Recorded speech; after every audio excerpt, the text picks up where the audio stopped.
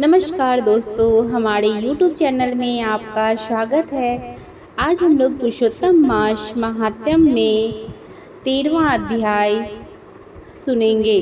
तो आइए शुरू करते हैं। अधिक मास महात्म्य कथा 13वां अध्याय। ऋषिगण बोले, हे सूत, हे महाभाग, हे बोलने वालों में श्रेष्ठ, पुरुषोत्तम के सेवन से राजा धृष्टधनवा शोभन राज्यपुत्र आदि तथा पतिव्रता स्त्री को किस प्रकार प्राप्त किया और योगिनियों को भी दुर्लभ भगवान के लोक को किस तरह प्राप्त हुआ।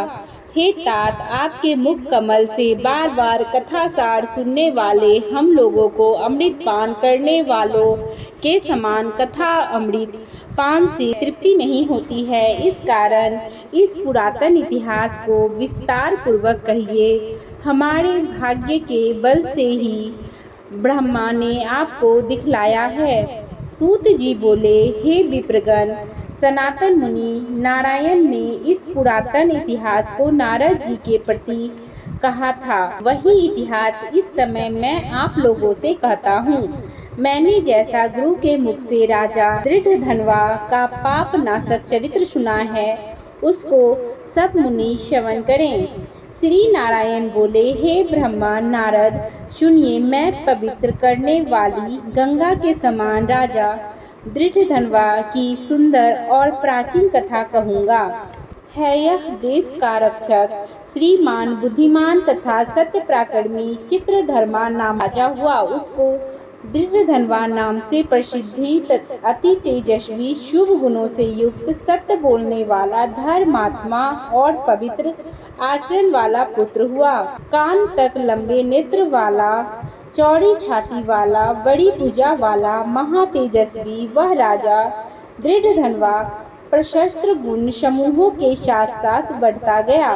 वह चतुर राजा धृष्टधनवा प्रसन्नता के साथ गुरु के मुख से एक बार कहने मात्र से पूर्व में पढ़े हुए के समान व्याकरण आदि 6 अंगों के साथ 4 वेदों का अध्ययन किया। गुरु की दक्षिणा देकर और विधि पूर्वक उनकी पूजा कर बुद्धिमान राजा गुरु की आज्ञा से पिता चित्रधर्मा के पूर्व को गया।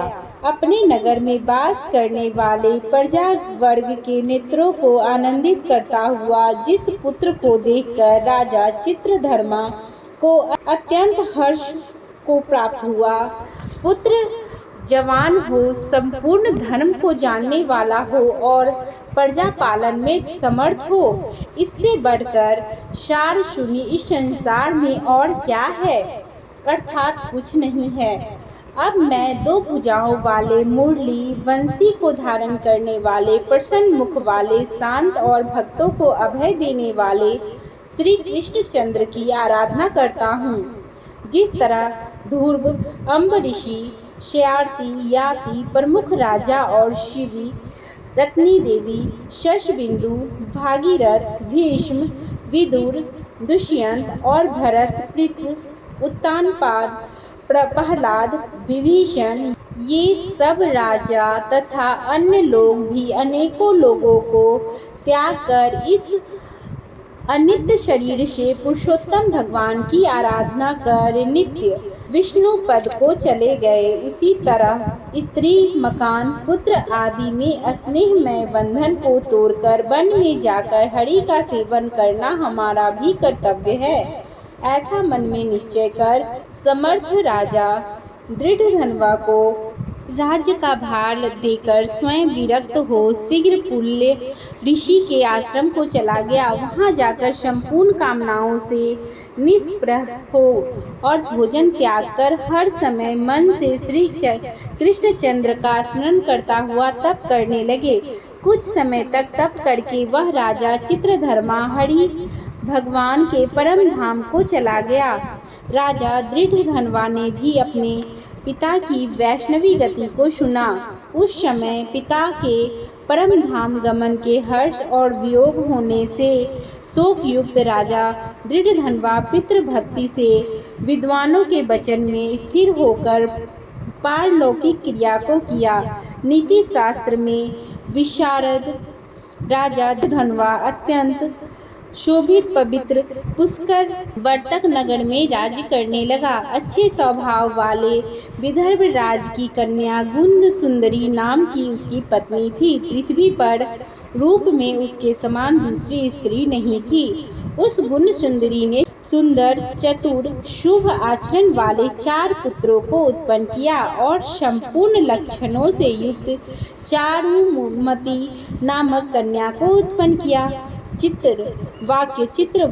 मणिवान और चित्रकुंडल नाम वाले ये सब बड़े मानी सूर अपने अपने नाम से पृथक पृथक विख्यात होते गए। राजा दृढ़धनवा अपने गुणों से प्रसिद्ध, शांत, दांत, दृढ़ प्रतिज्ञ, रूपवान, गुणवान, वीर, श्रीमान, स्वभाव से सुंदर, 4 वेद और व्याकरण आदि 6 अंगों को जानने वाला, वाक्य चतुर, धनुर्विद्या में निपुण, काम, क्रोध, लोभ, मोह, मंद और मत्स्य को जीतने वाला और शत्रु समुदाय का नाश करने वाला, क्षमा में पृथ्वी के समान, गंभीरता में समुद्र के समान, समव्यवहार में पितामह ब्रह्मा के समान, प्रसन्नता में शंकर के समान, एक पत्नी व्रता, एक ही स्त्री के विवाह करने वाला, व्रत करने वाले दूसरे रामचंद्र के समान, अत्यंत उग्र पराक्रमशाली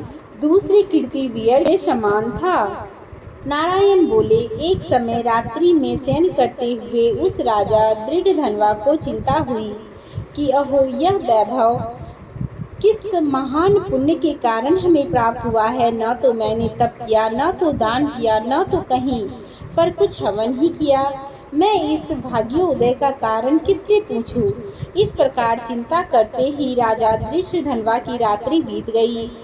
प्रातः काल ब्रह्म मुहूर्त में उठकर विधि पूर्वक स्नान कर उदय को प्राप्त सूर्य नारायण का उपस्थान कर भगवान की कला पूजा कर अर्थात देव मंदिर में जाकर देवता का पूजन कर ब्राह्मणों को दान देकर तथा नमस्कार करके घोड़े पर सवार हो गया। उसके बाद शिकार खेलने की इच्छा से शीघ्र वन को गया।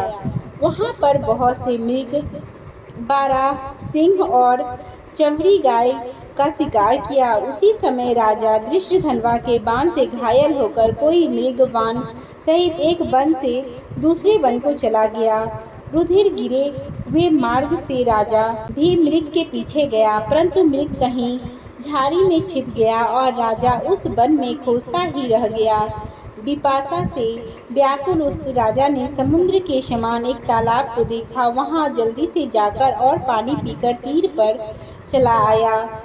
वहां घनी छाया वाले एक विशाल बट वृक्ष को देखा। उस वृक्ष की जटा में घोड़े को बांधकर राजा वहीं बैठ गया। उसी समय वहां पर कोई एक परम सुंदर सुग्गा राजा को मोहित करने वाला तुलना रहित मनुष्यवाणी को बोलता हुआ आया। केवल राजा को बैठे देख उसको संबोधित करता हुआ एक ही श्लोक बार बार पढ़ने लगा कि इस पृथ्वी पर विद्यमान अतुल सुख को देखकर तू तत्व का चिंतन नहीं करता है तो इस संसार के पार कैसे जाएगा। बार बार इस श्लोक को राजा दृढ़धनवा को के सामने पढ़ने लगा।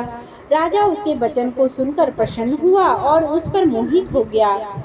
इस सुख पक्षी से दुख से न जानने योग्य सार भरे हुए नारिकेल फल के समान अगम एक ही श्लोक को बार बार पढ़ते हुए क्या कहा, क्या यह कृष्ण द्वैपायन वेद व्यास के श्रेष्ठ पुत्र शुकदेव जी तो नहीं है, जो कि श्री कृष्ण के सेवक मुझको मूढ़ और संसार सागर में डूबा हुआ देखकर राजा परीक्षित के समान कृपा कर उद्धार करने की इच्छा से मेरे पास आए हैं। इस तरह चिंता करते हुए राजा दृढ़धनवा को सेना समीप आ गई। सुख पक्षी राजा को उपदेश देकर स्वयं अंतर ध्यान हो गया।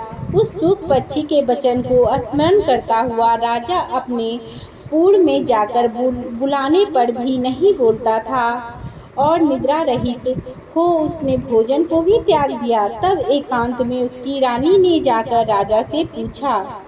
गुण सुंदरी बोली, हे पुरुषों में श्रेष्ठ, यह मन में मलिनता क्यों है? हे भूपाल, पृथ्वी के रक्षक, उठिए उठिए, भोगों को भोगिए और वचन बोलिए।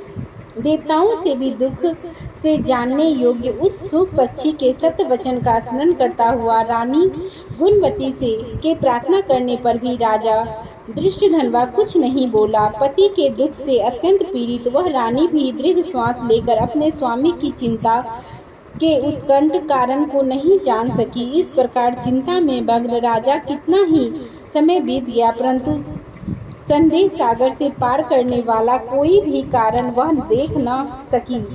नारद जी बोले, हे मुने, इस तरह चिंता करते हुए पृथ्वीपति राजा दृष्टधनवा का क्या हुआ वह आप कहें, क्योंकि हे मुने, निर्मल वैष्णव चरित्र थोड़ा भी यदि सुना जाए तो पापों का नाश होता है।